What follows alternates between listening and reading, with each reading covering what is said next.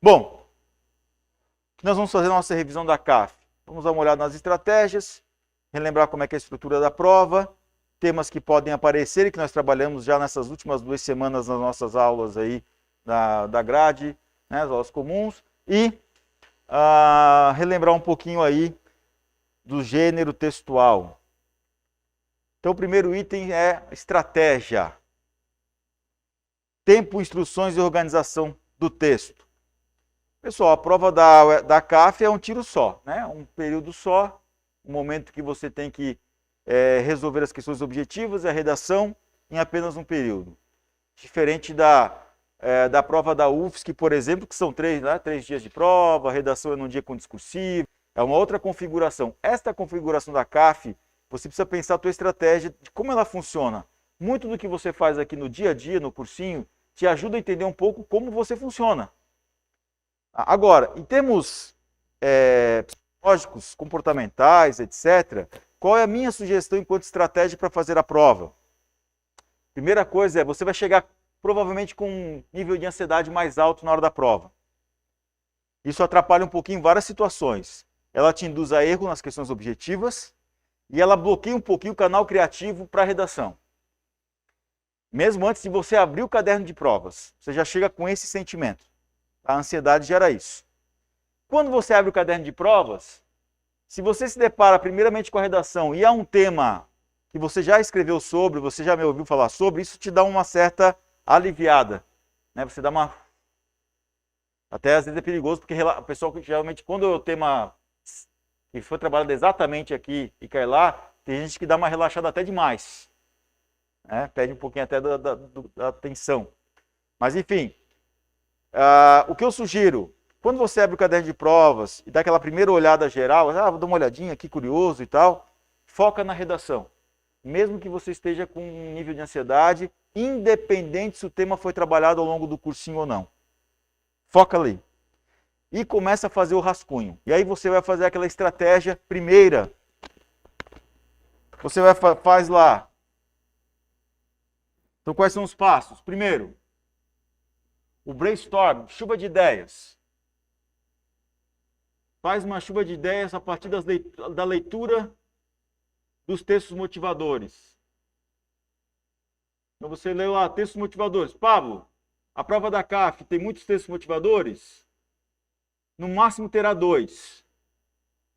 Ok? E curtos. Então você lê os 2 textos e começa a chuva de ideias. Posso falar disso, disso aqui, isso aqui é legal, isso aqui dá repertório. Sabe aquele brainstorm assim, de agência de publicidade que a gente faz? Segundo passo, você vai pensar na tua tese. Não, o que eu vou defender então? Certo? A partir disso, eu penso nos 2 argumentos conectados à tese. Então, lembram lá? Tese. Sujeito, verbo, complemento. Pergunta para a tese. Por quê? Então, o que vai conectar esses 2 é o porquê. Eu trabalhei bastante com o exemplo da educação. O sistema educacional não prepara o jovem. Por quê? Porque não estimula a habilidade socioemocional. Por quê? Porque não capacita criticamente o indivíduo. Aí você tem os 2 argumentos. E aí você vai conectar no 4º passo, você vai pegar algo das chuvas de ideias e vai alinhar a tua estratégia argumentativa, o que a gente chama de repertório, vai conectar o teu repertório aos teus argumentos. Aqui no primeiro argumento eu posso usar um repertório histórico, por exemplo. Posso usar história. E no outro repertório, no outro argumento, eu posso usar, por exemplo, dados estatísticos. Porque eu li aí dados ultimamente da OMS, do IBGE, e eu tenho mais ou menos alguns dados para trazer para a contemporaneidade. Fez os 4 passos, vai para o rascunho. E mais ou menos desenha a tua redação. Não precisa terminar, deixa ali. Mais ou menos, pessoal, 1 hora para fazer isso. Ok? 1 horinha. Então, tua estratégia é de 1 hora. E aí você vai para as suas questões objetivas. Né? Por que antes a redação? Por que fazer isso antes? Porque apesar da ansiedade que você vai sentir, tá? Você não passou por um processo de desilusão amorosa com a prova. Sabe? Porque quando você começa a fazer a prova e se depara com questões que você não consegue resolver, você fica mais nervoso. Questões que você não tem certeza se estão certas. Estão certas. Isso vai gerando o quê? Insegurança, instabilidade. Você começa, meu Deus, essa eu não sei. Essa aqui eu respondi, eu acho que eu acertei. Ah, mas não sei. Não, essa aqui o Gruber deu em sala. Ah, mas vamos... Ah, não, essa aqui o Schneider falou, eu tenho certeza. Mas mesmo assim você acaba tendo um grau de quê? De insegurança. Insegurança gera medo. E o medo gera o quê? Bloqueio no canal criativo. Então por isso que a gente faz o rascunho antes, porque a única coisa que nos atrapalha é a ansiedade. E aí a gente faz algo mais técnico. E aí depois a gente vai para as questões. Fez as questões, não esquece, você tem que deixar meia hora pelo menos para o final. Ou no meio da prova. Você começou a fazer as questões e tal, você não estou indo bem, tá legal, vou dar uma paradinha, vou terminar a redação e vou fechar. Então são essas duas possibilidades. Essa é a minha estratégia que eu passo para vocês. Foi a mesma estratégia que eu usei quando eu fiz vestibular para cá faz uns 4 anos, 5 anos.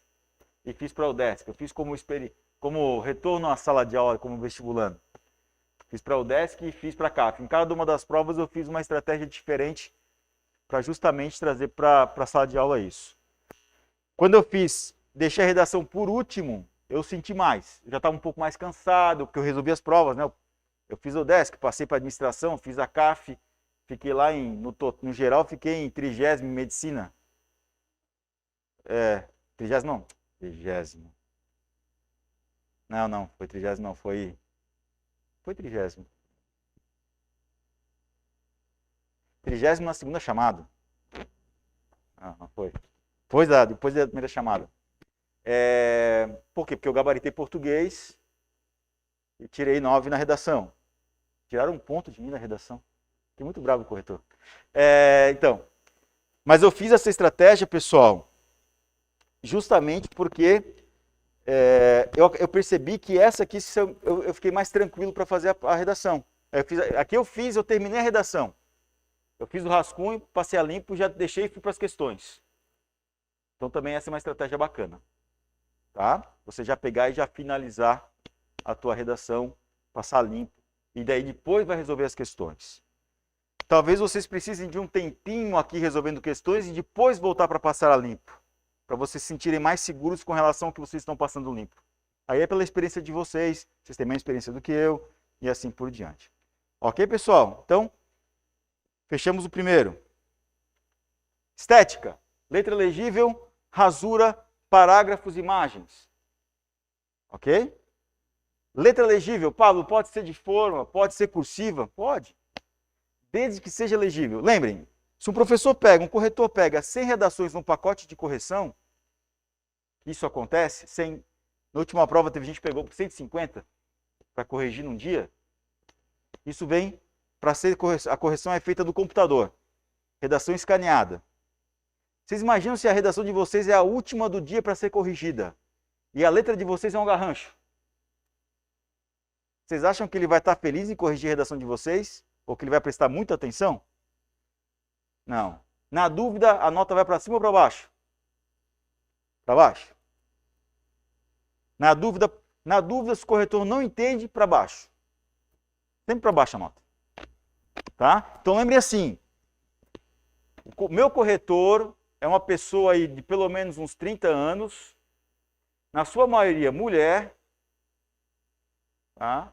Que está lá num final de semana ou até dia de semana em casa corrigindo a sua redação. Ele passou por um ano de pandemia, já está até aqui de ler coisa no computador e é esse cara que vai corrigir a sua redação. Então você tem que fazer uma letra bem bacana, um texto bem claro, para deixar ele mais feliz. Ok? Lembrem lá que a rasura que a gente faz quando escreve profissional assim?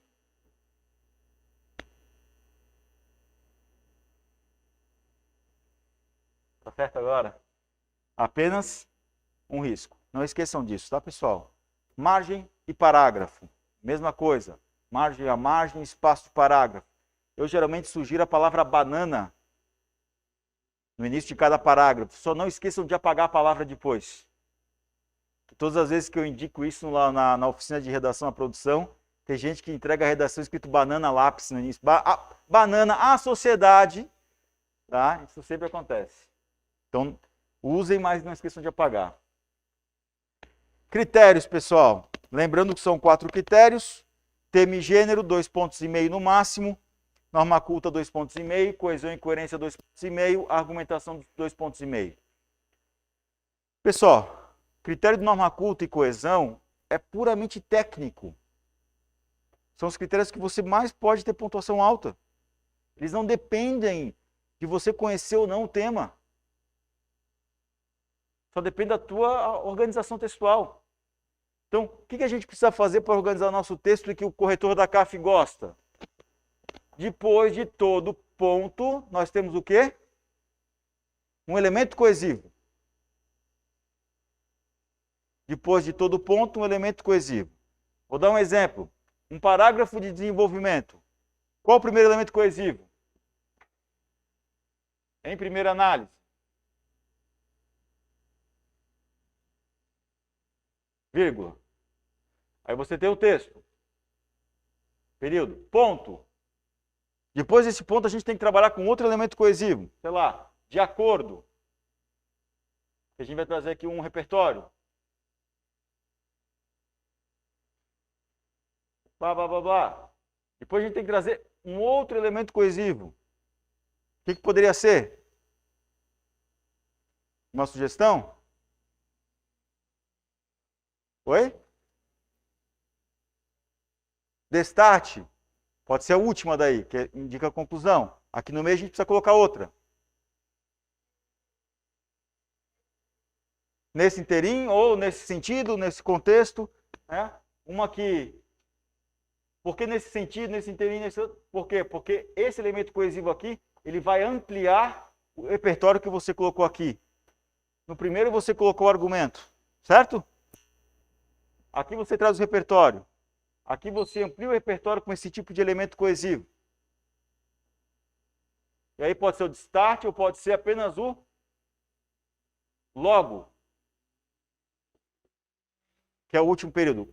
Períodos, isso dá um parágrafo de quantas linhas? 8 linhas. 2, 2, 2, 2. Isso aqui é matemático, né? Para cá. Por quê? Porque na correção, o corretor ele tem um flash. Antes de ler o seu texto, ele bate uma foto. Se o parágrafo de introdução e conclusão são menores do que os parágrafos de desenvolvimento, ele já dá um sorrisinho, legal. Isso já indica que a tua nota em coesão e coerência vai ser mais alta. Se ele, no flash, na fotografia, ele visualiza elementos coesivos após cada ponto, a tendência é a tua nota em coesão e coerência também ser mais alta, mesmo antes dele ler o texto. Ele já, opa, tem coesão. Tá? Então, isso aqui funciona muito bem e ajuda. E aí você vai o quê? Se você usou esses 4, você vai usar outros 4, mas não vai repetir. Aí você vai, por exemplo, no outro parágrafo. Além disso,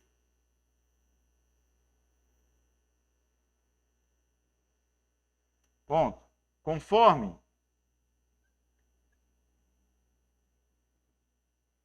ponto. Depois aqui, nesse contexto,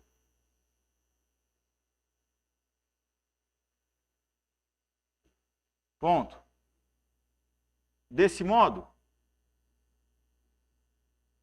ponto. Entenderam? Então esse aqui seria o segundo parágrafo do texto e esse aqui seria o terceiro parágrafo do texto. Trabalhei com 4 elementos coesivos lá, 4 aqui, são de sentidos parecidos, semelhantes. Mostrei ao corretor variedade e quantidade. A tendência é minha nota de coesão. Agora é claro, né, pessoal? Eu coloquei nesse contexto aqui. Você precisa... você grava essas palavras aqui, o que vem depois e o que vem antes não combinam. Tá? Então, assim, presta atenção nisso, né? Entendam qual é o sentido de cada elemento coesivo desse aqui. Ok? Porque senão você vai pegar e vai copiar essa sequência de elementos coesivos, vai decorar, e aí na hora da prova você escreve uma frase que não tem nada a ver com aquele elemento coesivo, tá? Mas é uma dica aí que funciona para você tentar lá a nota mais alta nesse critério. E assim, pessoal, só para finalizar aqui, tema e gênero, palavra-chave, palavra-tema, tudo isso. Então, se o tema de uma redação que a gente já viu aí, que é o uso do agrotóxico no Brasil, né?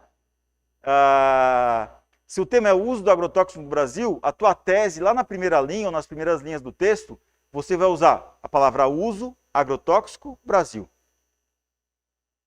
E de preferência transformar o tema em tese. Joia? Dissertação argumentativa, tese e argumentos, eu já dei a dica aqui no início da construção e quanto isso é importante para o processo. Há corretores que, nas fotografias que eles fazem, como aqui, ele vai fotografar as primeiras linhas da introdução para ver se ele encontra a tua tese, e ele vai fotografar o primeiro período de cada parágrafo para ver se ele encontra o teu argumento. Tá?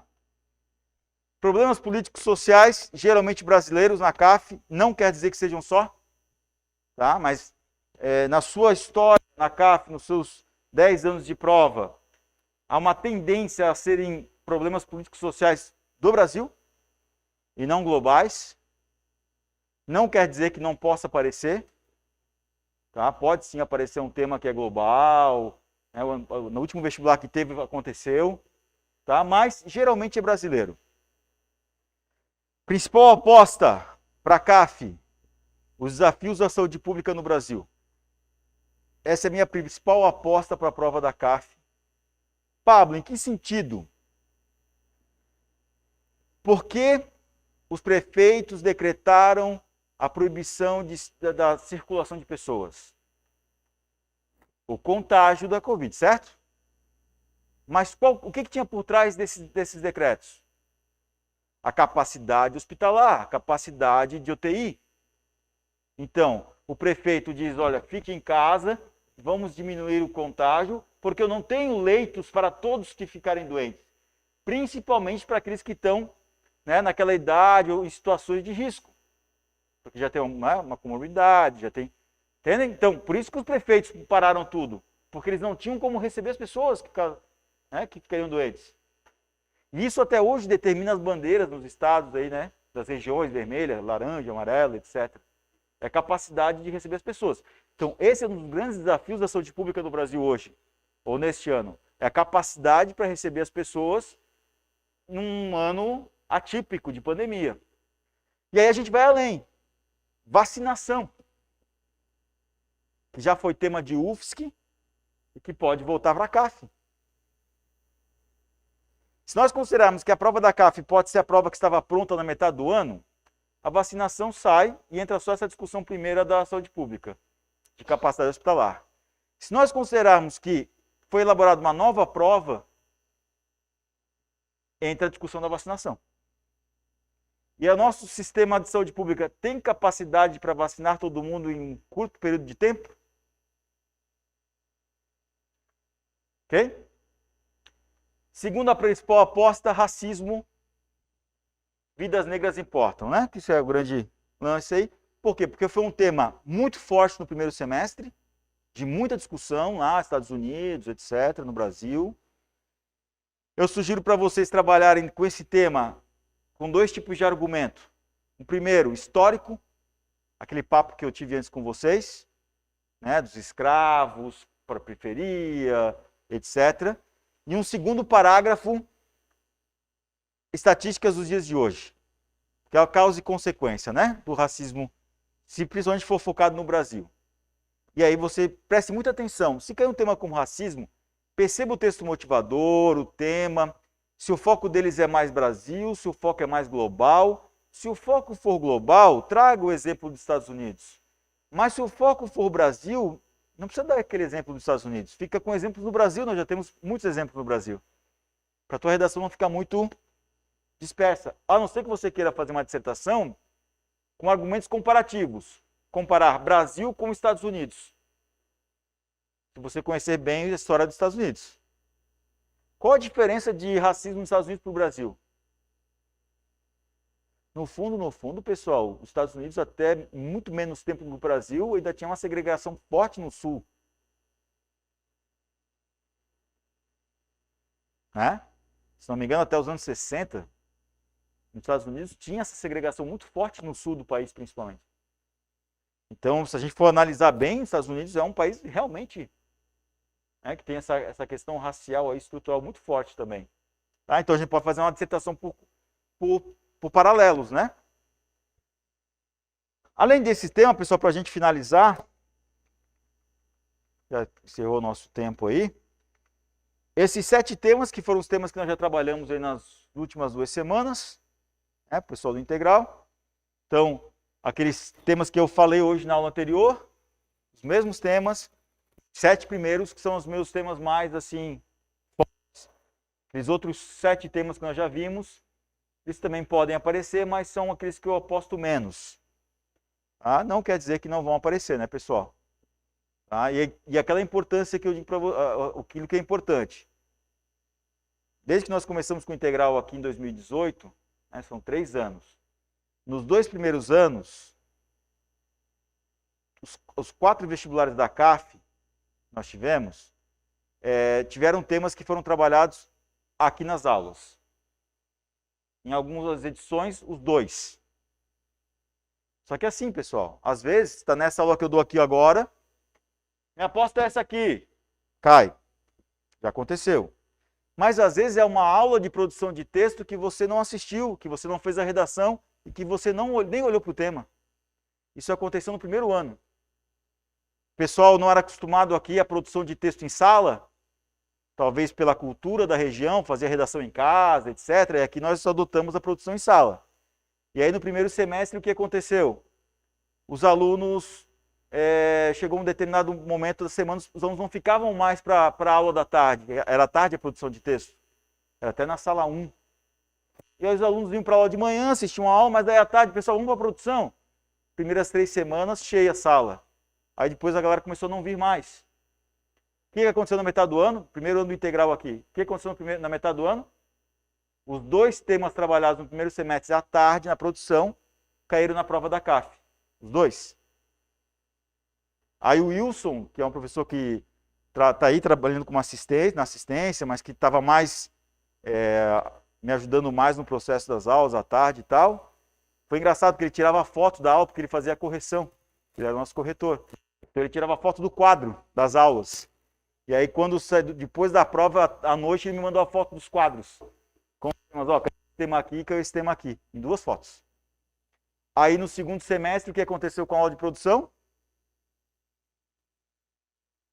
Encheu novamente. Então precisou que o tema caísse na prova, que tivesse sido tema de aula, para que o estudante de medicina percebesse o quão é importante fazer tudo o que é para ser feito, ou o que é recomendado. Então eu digo isso para vocês, para que quem tem foco na CAF agora, que olhe os temas pelo menos. Vocês que estavam na aula anterior, que olhem os 14 temas, que deem uma lidinha, porque não é uma certeza, mas sim há a possibilidade de a gente ter abordado de alguma forma ao longo do ano os temas que vão aparecer na CAF. Beleza, pessoal? Desejo uma boa prova para quem for fazer. Arrasem. Tá? Como eu falei na aula aí antes, para quem estava aqui presencial, para quem está em casa, quem assistiu antes, vocês têm total condição de sair muito bem. O número de candidatos por vaga diminuiu, mas não só o número. Provavelmente diminuirá a qualidade também dos candidatos. E vocês que conseguiram aí, de alguma forma, o ano todo, participar das aulas, mesmo em casa, mesmo com dificuldades individuais, de sono e etc., de organização, mas conseguiram, estão aqui agora, não desistiram, vocês estão muito à frente dos outros. Tenham essa convicção. Tá? Pensem nisso, positivamente nesse processo. Isso vai mudar. Não esqueçam. Viu, professor Clay? Estava lendo livro sobre a disciplina a mais procurada em Harvard. Ele diz sobre um processo sobre sucesso e felicidade. Trabalha com psicologia positiva. A nossa cultura diz o seguinte: o sucesso traz felicidade. Se eu passar no vestibular de medicina, eu serei feliz.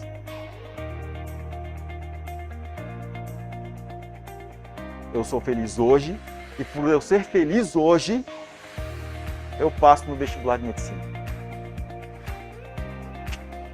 Contrário.